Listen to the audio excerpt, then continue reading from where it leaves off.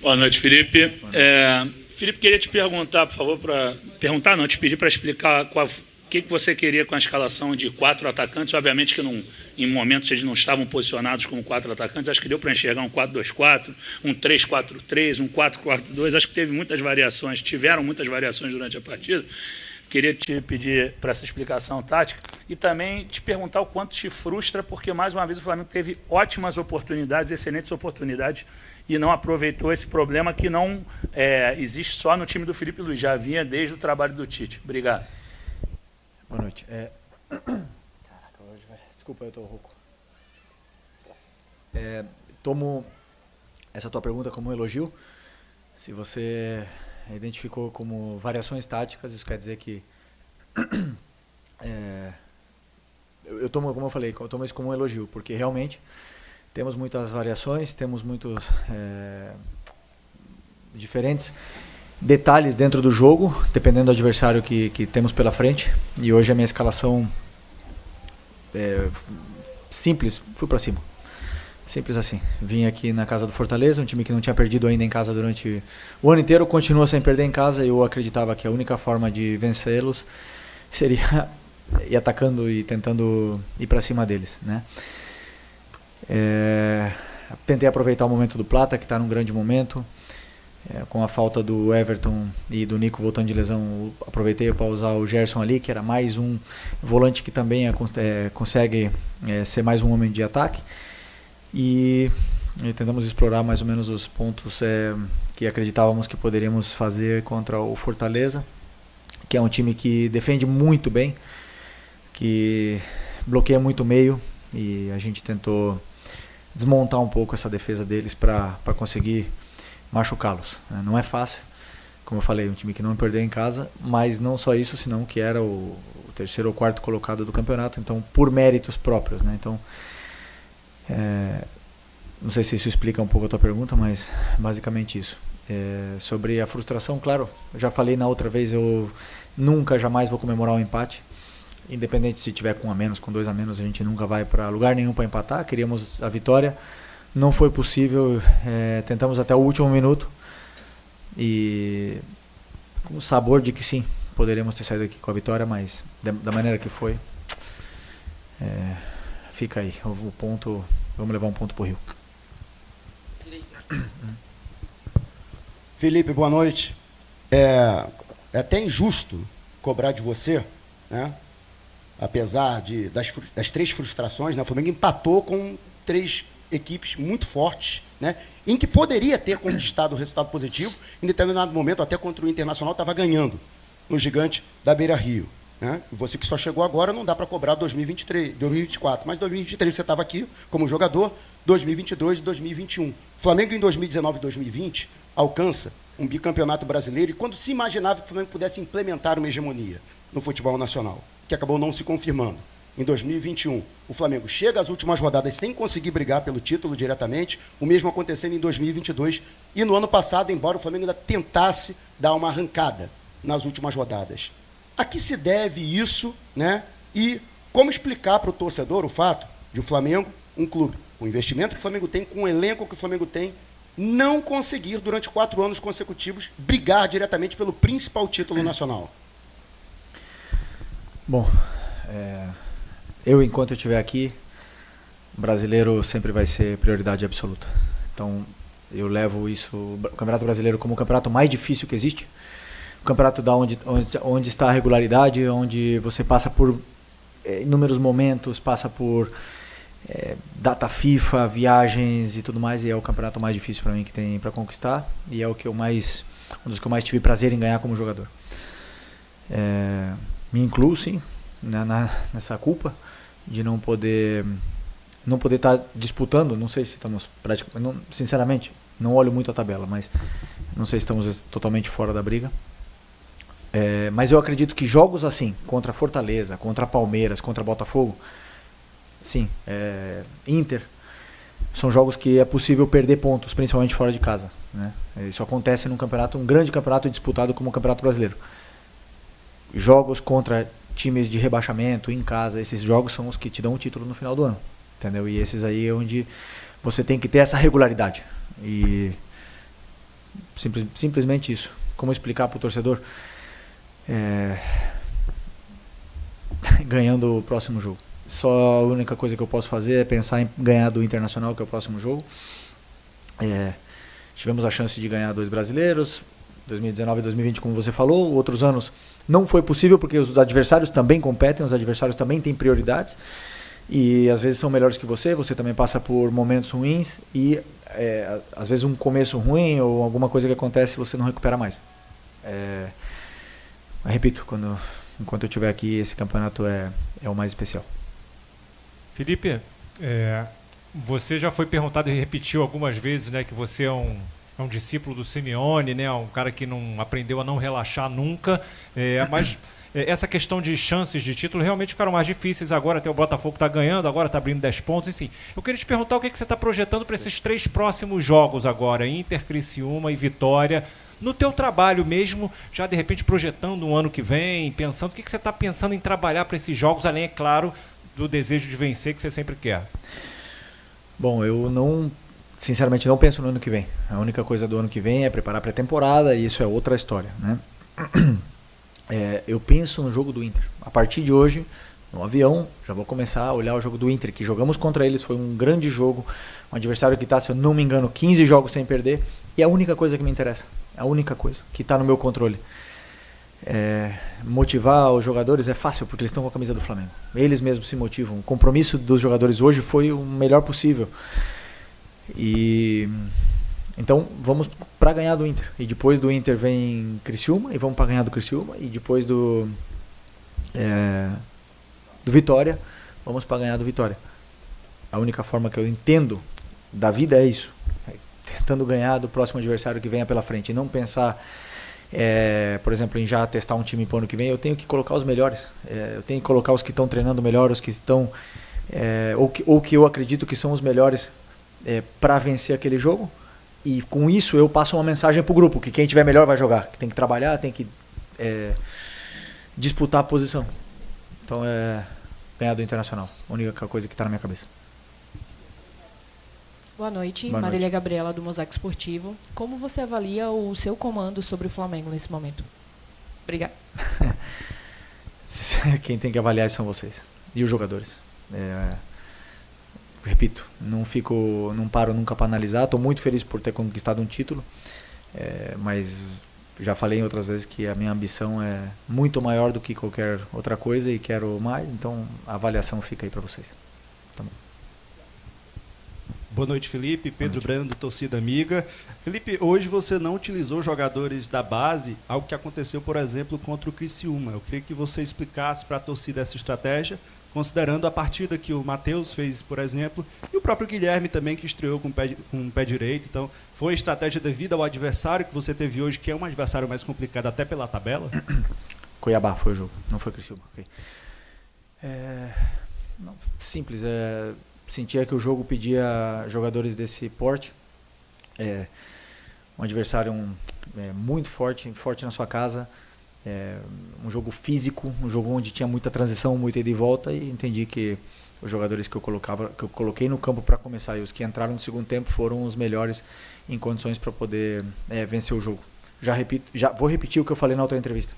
Para mim não importa se tem 16 ou se tem 40, se é da base ou se veio do Real Madrid, não me importa nada, não me importa se ganha mais, se ganha menos, vai jogar o que eu achar na minha cabeça, com o que eu penso para o jogo, e o meu trabalho é esse, ler o jogo, fazer a leitura do que está acontecendo no campo e tomar as decisões. Se tem 16, se tem 17, se ganha mais, se ganha menos, não me importa nada, vai jogar quem eu achar que deve jogar para ajudar a equipe. Felipe, aqui à sua direita, apesar de você ter vindo rapidamente para a coletiva, com certeza você deve ter conversado alguma coisa com o Luiz, com o Bruno, sobre alguns lances do jogo. E a marcação do pênalti, você não gosta muito de falar de arbitragem, mas tecnicamente, o que você achou das duas decisões do Daronco? Primeiro de dar pênalti e depois de cancelar o pênalti. Vamos lá, para mim, já repito, foi o Daronco que apitou a gente contra o Corinthians, não foi? Lá. Adoro o Daronco, mas hoje ele fez uma arbitragem de árbitro do Campeonato Brasileiro de 1990. Apitou perigo de falta. E não tem nada mais que me irrita Nada que me irrita mais do que um juiz que apita perigo de falta. Que apita 40 faltas que não são. E que trava o jogo. Isso me destrói, me mata o campeonato. É chato para o telespectador, é chato para a gente. O jogo não anda e você quer intensidade, você treina para ter intensidade e o juiz não permite que tenha intensidade. E apita perigo de falta. Isso, para mim, é pior que ele ter revertido pênalti, qualquer coisa. E aí agora vai a minha pergunta. O que a imprensa fala? Eu só vi no telão ali o lance. Que foi ou não foi? Tu achou pênalti? Então, volto a repetir o que eu falei contra o Corinthians. Se tem dúvida na imprensa, se não é unânime a decisão da imprensa, então isso quer dizer que teve dúvida também no VAR. E se tem dúvida no VAR, tem que permanecer a decisão de campo. Acabou. Intervenção mínima. Essas duas coisas me irritaram hoje. O resto, os árbitros erram, os árbitros acertam. Mas eu aqui falo, por exemplo, sempre elogio o Klaus, o Davi que apitou nosso jogo contra o Inter, deixaram o jogo seguir. Só apitam falta quando é falta. E aí o jogador para de se jogar. E fica um jogo bonito, fica um jogo intenso. E como o Roger falou, o jogo mais bonito do Campeonato Brasileiro. Isso depende dos árbitros e tenho certeza que eles analisarão isso aí. Boa noite, Felipe. André Carvalho, da FM Conexão 70. Nós temos um Campeonato Brasileiro longo, várias Copas durante o ano que atravessam semestres. Eu sei da sua experiência na Europa, hoje como treinador. Eu queria que você me falasse da sua expectativa em relação a esse calendário. Há no Felipe uma expectativa de melhorar essa situação, até mesmo porque o Flamengo jogará no próximo ano no Libertadores, com expectativa de mais clubes no próximo ano. O que o Felipe pensa em relação ao Campeonato Brasileiro, outros campeonatos que fazem parte da CBF? É sobre o calendário, você fala? Sobre o calendário. Eu, particularmente, acredito que você ter um calendário lotado, um calendário cheio de jogos, é um privilégio. Eu penso isso. Porque isso quer dizer que o Flamengo está disputando o Libertadores, que está disputando a Copa do Brasil, está disputando o Mundial, está disputando o Brasileiro. Isso quer dizer que o Flamengo conquistou o direito de jogar todas essas competições. Tem clube que tem 3 meses de calendário, 4 meses.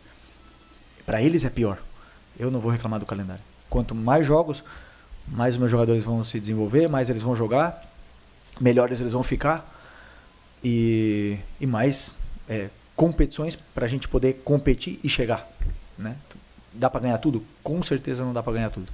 Vamos tentar? Não tenha dúvida. A última pergunta aqui. Boa noite, Felipe. Aqui Moisés Bezerra, da Rádio Pitaguari. O Flamengo já campeão da Copa do Brasil, né? Já com vaga garantida para a próxima Libertadores. Você falou em declarações recentes que não ia deixar os jogadores esmorecerem, né, internamente, assim, em questão de Campeonato Brasileiro e o restante da temporada. Queria perguntar se esse sentimento muda ou se o Flamengo vai brigar pelo título do Campeonato Brasileiro, vai tentar enquanto houver chances até o final, ou se esse sentimento muda, de certa forma, após esse empate com o Fortaleza aqui. Mesma resposta que eu dei antes pro teu companheiro. Não muda quando você joga com a camisa do Flamengo. Não tem como você não dar o teu melhor, o teu máximo. A exigência desse clube, ela é gigantesca. A torcida que mais exige dos jogadores. E tão certo, porque vestir essa camiseta é um privilégio muito grande para você poder escolher se relaxar. Então, independente se o Flamengo tiver de chance de disputar título, se você está jogando um amistoso, independente de tudo, o que importa é dar o máximo com a camiseta do Flamengo e para vencer o jogo, aproveitar que nós vamos jogar no Maracanã na frente da nossa torcida. Fomos campeões de um título muito difícil de se conquistar, temos que valorizar isso, dar o melhor pelo Flamengo, dar o melhor. E ano que vem, com certeza estaremos tentando competir e chegar vivos no final e lutar por títulos outra vez, não tenha dúvida disso. Ok? Obrigado. Pessoal, boa noite. Tá aí na entrevista do nosso técnico Felipe Luiz, quase sempre muito lúcido, né? A gente concordando bastante com tudo que fala o Felipe Luiz.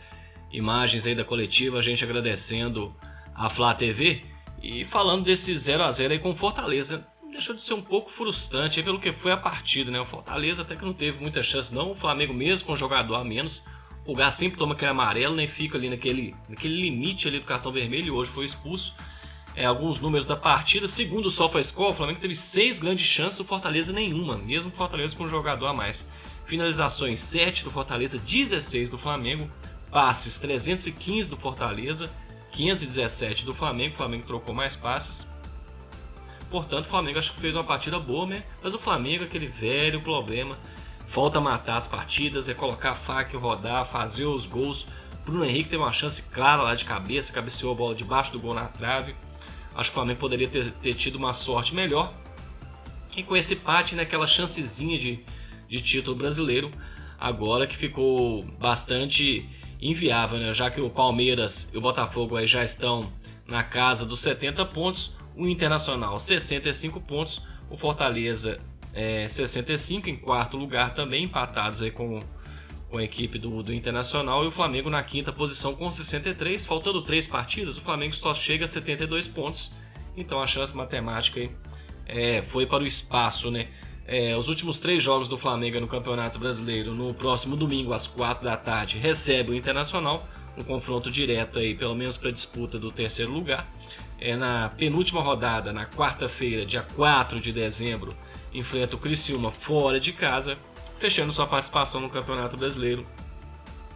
O Flamengo no dia 8 de dezembro, domingo, recebe o Vitória no Maracanã.